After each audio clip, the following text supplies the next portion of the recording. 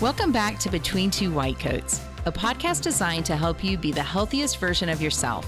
I'm Dr. Michelle Plaster, a family medicine doctor. And I'm her co-host, Amber Foster, a family nurse practitioner.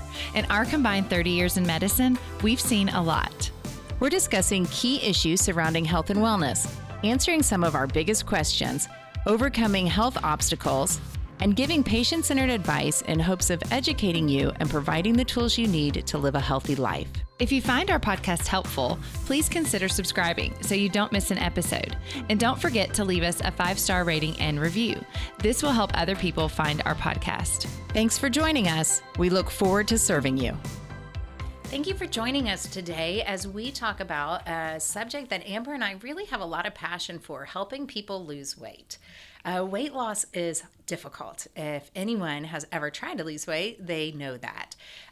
So we really want to dig into some of the topics related with weight loss. And today, the topic that we want to hit is prescription medications and weight loss.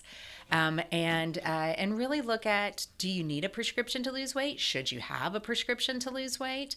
And so, Amber, first, just right off the bat, is it right? Is it a good idea to take a prescription to lose weight?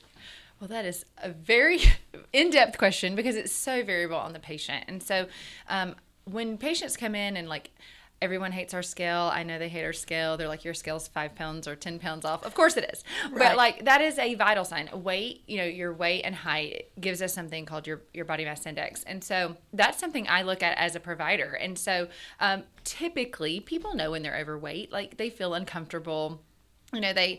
It might be the thing that they're embarrassed to talk about. So I try to normalize that to say, hey, you've gained 10 pounds or you've gained 30 pounds or have you tried to lose weight?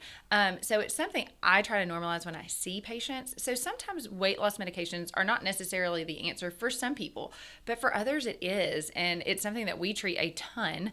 I am a huge prescriber of all of the weight loss medications for when it's appropriate for various individuals. Absolutely. I love so many things that you're saying. First, it's about the person who's in front of us. And weight is an important vital sign.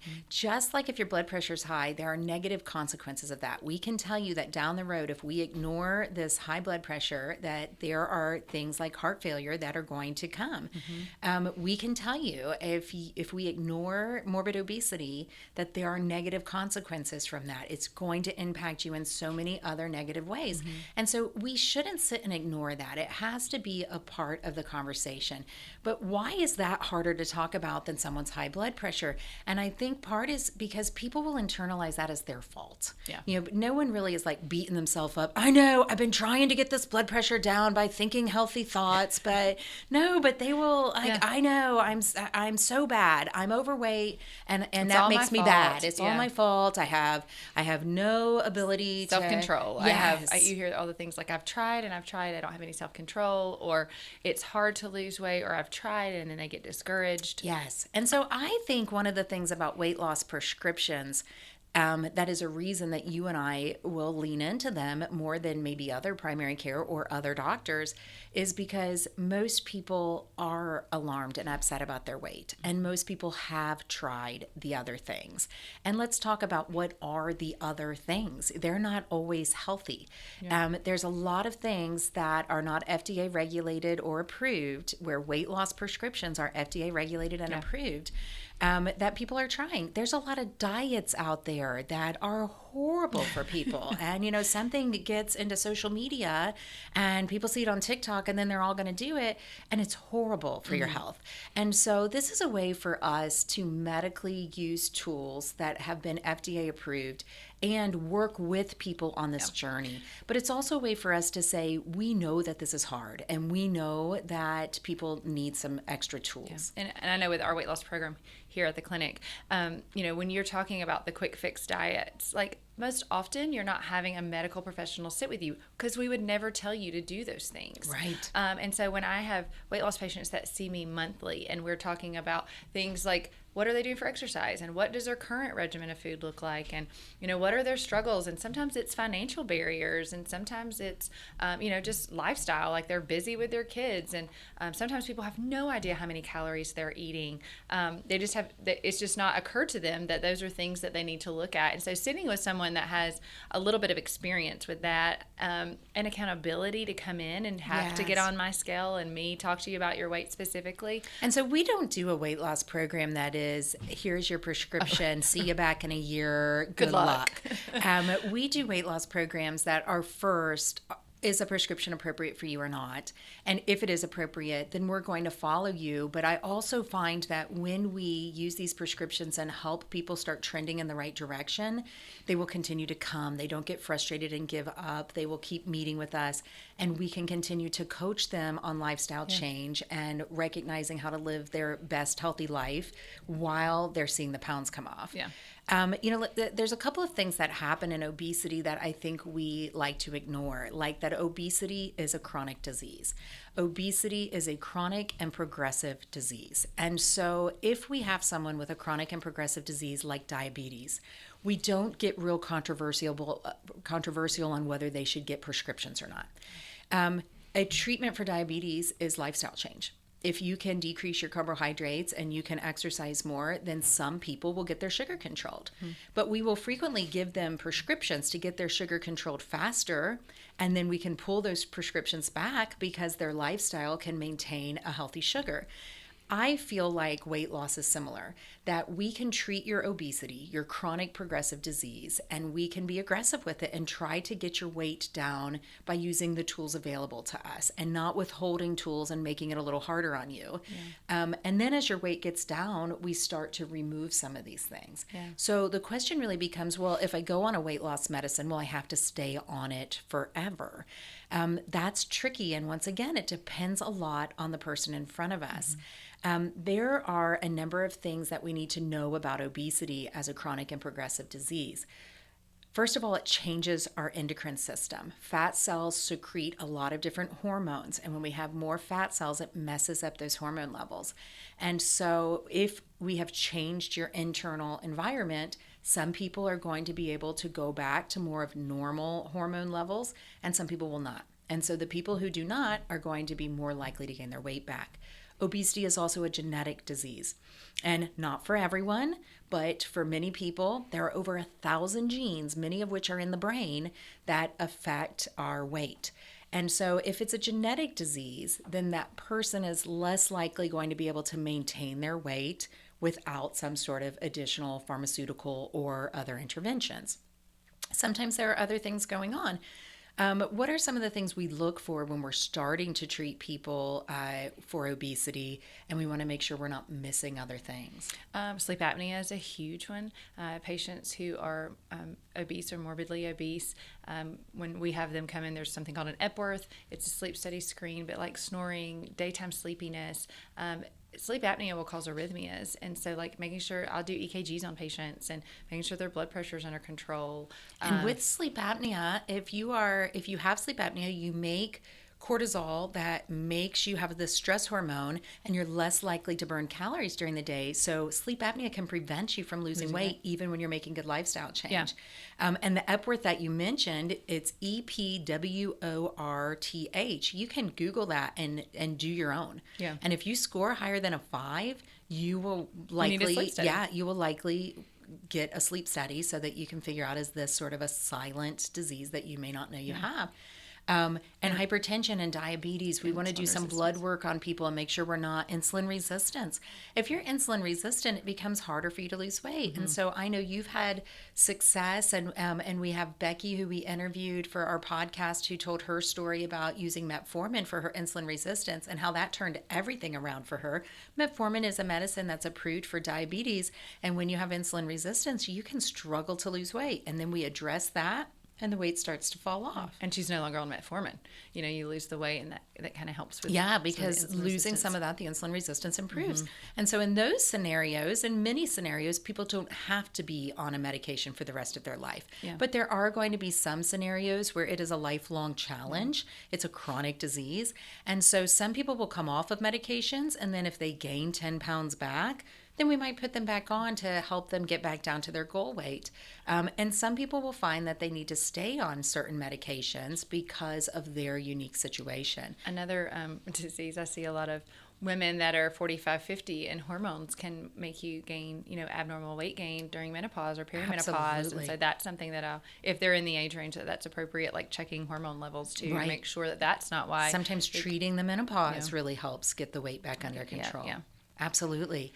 So let's talk about a number of the different pharmaceuticals that have come out over the years. There's a lot of pharmaceuticals for weight loss that have come and left the market. We're really going to focus today on the ones that are still on the market and available, and give you some information about each of these and where we see in our experience in weight loss as being some of the pluses and minuses of each of these medicines.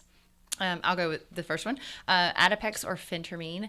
I was looking; it's been around since 1959, so it's been around a really long time. Yeah, and in its history, some of you may remember Fen-Phen, and Fen-Phen really helped people lose weight, and that was Phentermine in combination with fenfluramine.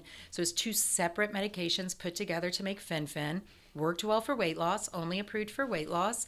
And fenfluramine was found to cause heart valve issues. And so some people, unfortunately, who took this medication ended up with heart issues.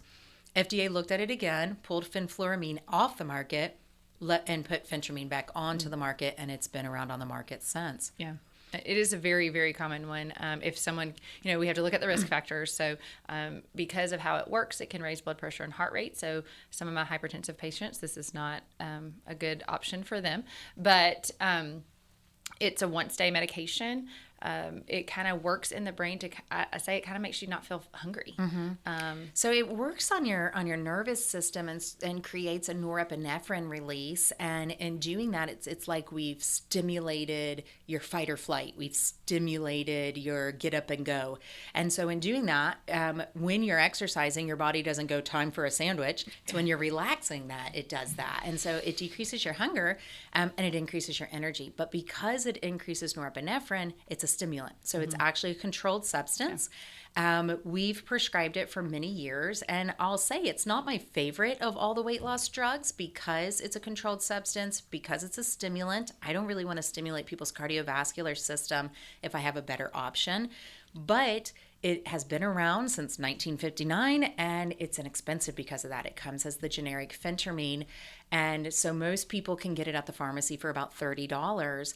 The problem with weight loss prescriptions across the board is most insurance plans do not cover weight loss. You have to have a specific weight loss rider as part of your insurance plan. And if you don't know if you have that, look that up. I tell patients all the time, you can ask your HR people, but it is part of the plan that you're signed up for. Not typically something someone can choose. So most people don't know if they have that or not. And we would certainly not know. You could have Blue Cross and one has a weight loss rider and one doesn't.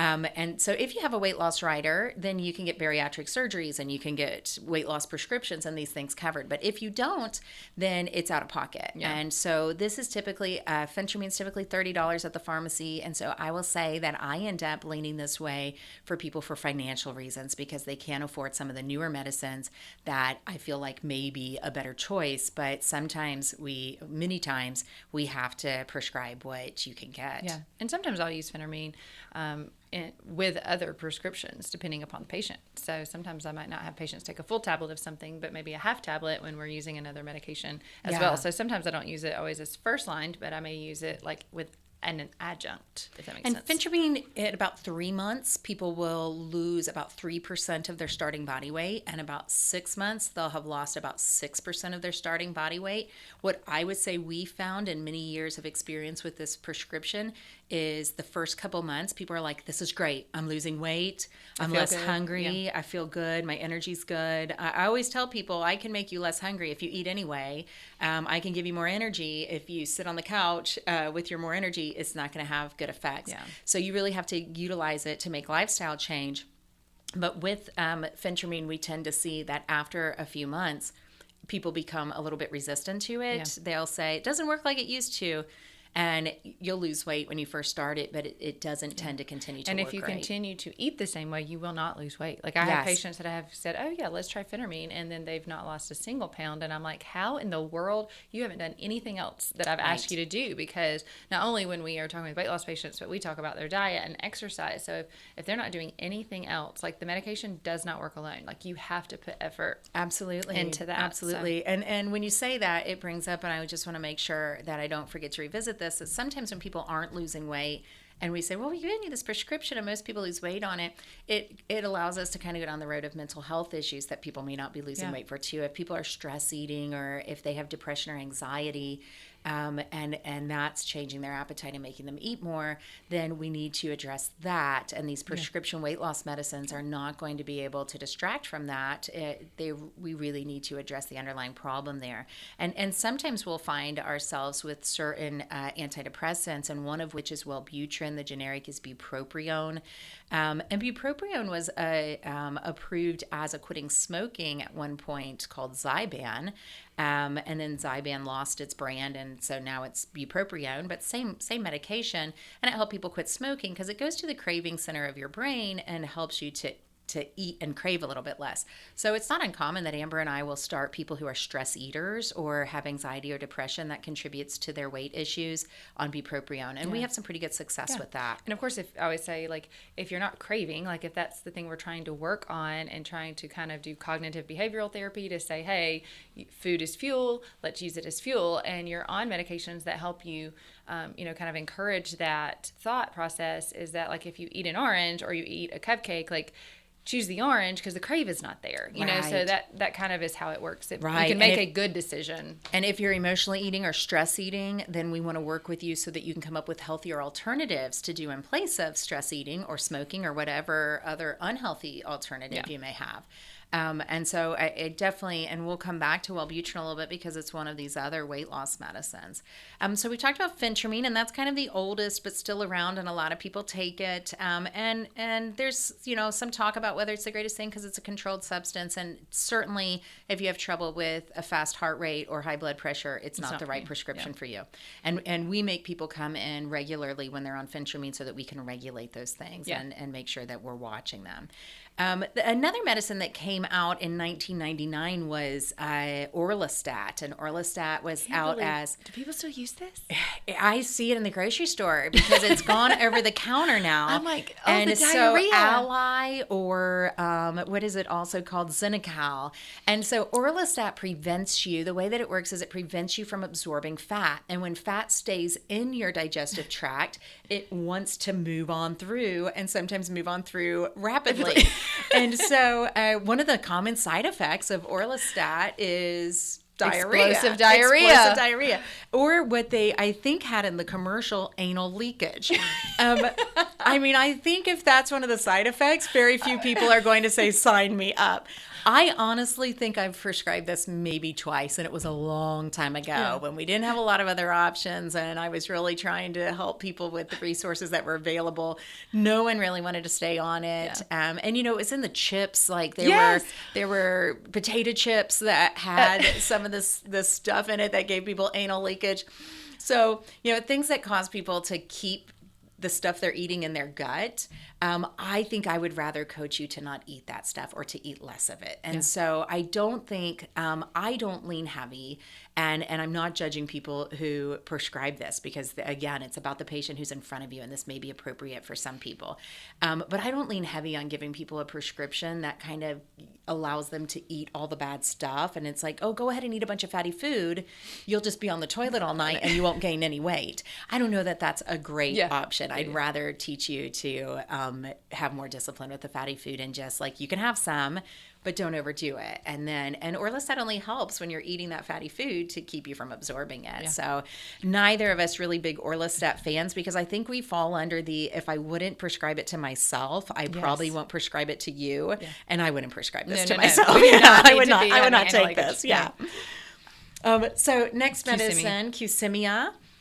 which is a combination of phentermine, which we've already talked about, is just a much lower dose, and Topamax or topiramate. And some people may be familiar with topiramate because it is an anti-seizure or migraine medication. Yeah. I have personally taken topiramate in the past due to migraines. When I saw this has been out for a while, I don't remember the exact year. Let's see. I don't know if I made note of that, but it's been around for a little bit. Yeah. Yeah, it's been within the last 10 years, though, I feel like. But an average weight loss on this is about 7% of body weight. So it's a little bit superior to the Phentermine. But what they took Phentermine and they really, like you said, took the dose down so that it wasn't so much of a stimulant, wouldn't up the blood pressure so much. And we've known that Topamax has a side effect of weight loss. When I took Topamax for my migraines, I could not eat meat on it. Like everything tasted like metal. Oh. And I've had some of my other migraine patients that are like when they drink caffeine, I don't typically drink sodas, and so they would say, I can't drink sodas anymore. And I'm like, it changes your taste. Oh, it's and like an aversion therapy. Yes. Okay. So I feel like that's how I was like, well, those two together definitely you're not eating. But I have some patients that do really well on Qsemi. And some people tolerate Topamax. Yeah, totally fine. different. We have a lot of experience with Topamax because we have patients on it for multiple other things. It's been on the market for other things for a long time. But some people get really dizzy, lightheaded from Topamax. Some people will feel sedated. And so topiramate of itself has some side effects that some people tolerate fine and some people don't. Yeah. However, Qsemi is not a bad prescription weight loss and medicine. I've given it to patients and it has worked well. Yes, and I think in general, 7% of body weight is pretty fair in this weight loss arena. Historically, if we had above 6%, that was pretty successful. And so Qsemi is a medicine that's been around for a little bit, and it works. Another medicine that came out in 2014 sort of had a different approach, and that's Contrave. Contrave is naltrexone and bupropion. When a rep first came in and told us about this, I was like, this is interesting. Naltrexone is a mu receptor binder agonist, and the mu receptor is the opioid receptor. We give naltrexone to people who are alcoholic or opioid addicts at much higher doses, and it helps give them an aversion to alcohol and opioids. But at this tiny dose and mixed together with bupropion, which we mentioned is Wellbutrin, the brand name is Wellbutrin, and both of these go to your craving center of your brain. And this medicine helps you feel full faster, helps with cravings. I will say I've leaned on Contrave for people who have more emotional eating. Yeah, same. And so it's been something where if I thought Wellbutrin might be really good for you, and this might be just sort of a Wellbutrin plus, I think we see some good weight loss with Contrave, and it's about 8%. 8%. I was just so that's even a little bit in the same area as Qsemi, maybe a little bit better, and still a little bit higher in the long-term weight loss than Phentermine. Yeah, and we didn't mention this previously, but a lot of these drugs are category X drugs. So that's something else that we're looking at in patients if you are reproductive. Category X means you cannot get pregnant on this. It can be harmful to a fetus. Yeah. And Phentermine and Qsemi and Contrave can all be category X, and we want to be careful about that. Yeah. And if you are taking any of these prescriptions, you're going to make sure you're using birth control and being safe to not get pregnant while you're taking them. Yes. And so then that moves us to the really hot topic drugs. The new ones. And we're going to do an entire podcast to talk about these in more detail. But the newer medicines that, to be perfectly honest, most people who have been helping patients fight the battle of weight loss are excited about these prescriptions. And so semaglutide and liraglutide are the generics. These are injectables, and they come as a once weekly semaglutide and a daily injection for liraglutide. And they are sold, semaglutide as a weight loss medicine is sold as Wegovy, and liraglutide as a weight loss medicine is sold as Saxenda. The weight loss with these is 15 to 16%, and some studies will say 15 to 20%. So you can see where this is remarkably more weight loss. Yeah. These first came out as diabetic medicines, and they work by helping us. They're called GLP-1 agonist. And so they release this GLP-1 hormone, which is a hormone that is made in our body. This is very similar to what is made in our body, so it's very natural. And your body knows what to do with this, and it goes to your brain, and it makes you less hungry and allows you to feel full. One reason why this works really well is with people who are obese and morbidly obese. they feel hungry a lot. Your body kind of registers and starts producing leptin and ghrelin based on your weight. And when you start to lose weight, you produce more ghrelin to make you hungry because your body thinks weight loss is a bad thing. Yeah. And so when you are losing weight, you get more hungry. Losing more weight, getting more hungry. This helps prevent that. And so people can really make good decisions. I say it takes the food chatter away. Like, yeah, that's a great way to put it. Like, you don't have the food chatter. Like, you can make the healthy decision, because if a hamburger or a salad is in front of you, very similar, like I mentioned, like orange and cupcake, well, you can know that you're, hey, I'm trying to lose weight, I'm trying to be more healthy, I'm going to choose a salad over the hamburger. And it just kind of helps that. And these medicines have made us very excited because of the amount of weight loss people are getting. So when we prescribe semaglutide for diabetes, which is Ozempic or Rybelsus for diabetes, we're seeing our diabetics, our type 2 diabetics who struggle with obesity, we're seeing them lose so much weight. Well, and their sugars are coming down. Like, and it's their incredible. sugars are dropping incredibly. And as they lose weight, that's helping their sugars too. So, I'm not going to lie and say that I'm not a fan of these medicines. I think this is science at good work, and people are benefiting from it. Yes. There are scenarios where semaglutide is not right for everyone. Even though it's approved as a diabetes medicine, it will not lower your sugar if you have normal sugar. And so it is fine to take if you're not diabetic. But there are scenarios where people can get pancreatitis. So if you've had a history of that or you have issues there, it can cause inflammation in the pancreas. There are some black box warnings about thyroid cancers with semaglutide. However, it's only ever been found in rats. And so we're kind of wishing maybe that black box didn't exist, but it's there. So if someone has a history of certain types of thyroid cancer, we want to be careful of this. But the weight loss is really remarkable. Yeah. And then the newest to the market is a drug called Mounjaro, and that's help me say it. Make sure I'm saying it right. We never say the generics. We never say them right. Tirzepatide. I hope I didn't do that wrong. Mounjaro as the brand. And this came out just in the last couple of years, and it is a GLP in the last year. Yeah. It is a GLP-1 like semaglutide combined with a GIP, and so it does what GLPs do. It has a little extra mechanism that helps with feeling full and satisfied. And the weight loss on this is 20 to 25% of people's starting body weight, which is just incredible. But it's not approved for weight loss yet. It is not. Thank you so much for pointing that out. So it's for diabetes. So they're working on a weight loss approval on this. Yes. And Mounjaro is approved for diabetes. Yeah. Yes. And so we are seeing that some people are doing some off-label use with this, which means the FDA has not said that this is a reason to give it. But some physicians will say it works for that and we feel like it's safe. But Mounjaro is kind of coming around the corner as a weight loss medicine, and we can expect, I think, that the FDA will approve it for weight loss in this year, probably. Yeah, probably this year. And I think that one thing to really note on this, bariatric surgery is about a 30 to 40% weight loss. And so when we say 20 to 25% without having to have surgery, it's really remarkable. Yeah. So, I think the take-home message is that we can't simplify this to say it is right or wrong. That's the thing about our jobs and why we haven't been replaced by computers and all AI is because we have to meet the person in front of us and we have to decide what's best for them. And we have to do a risk-benefit analysis. And if the risk of not losing weight is higher than the risk of taking the medication. Which in most cases it is. Yes, because there are horrible things that can happen to your health with morbid obesity.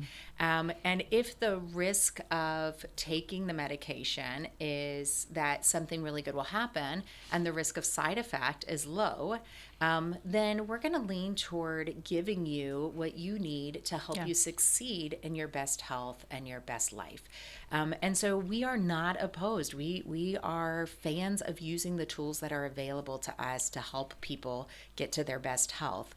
But in any of these scenarios, our advice would be to make sure that you are in a medically guided program program to make sure that there is a physician that you trust, that you're not buying these kind of drugs online, shipped from goodness knows where, and you're not being monitored while you're on them, and you're not receiving this information.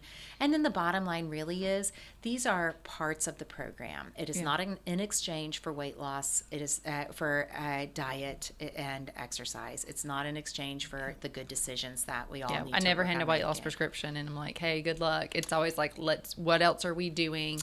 You know, it's definitely more of a coaching and guiding, because if it was easy, everyone would have already lost weight. Absolutely. And if we had the magic pill, everyone would be thin and we'd be super popular. So good luck if you are on a weight loss journey, and we encourage you to find a physician that can assist you in that weight loss journey in whatever way suits you best.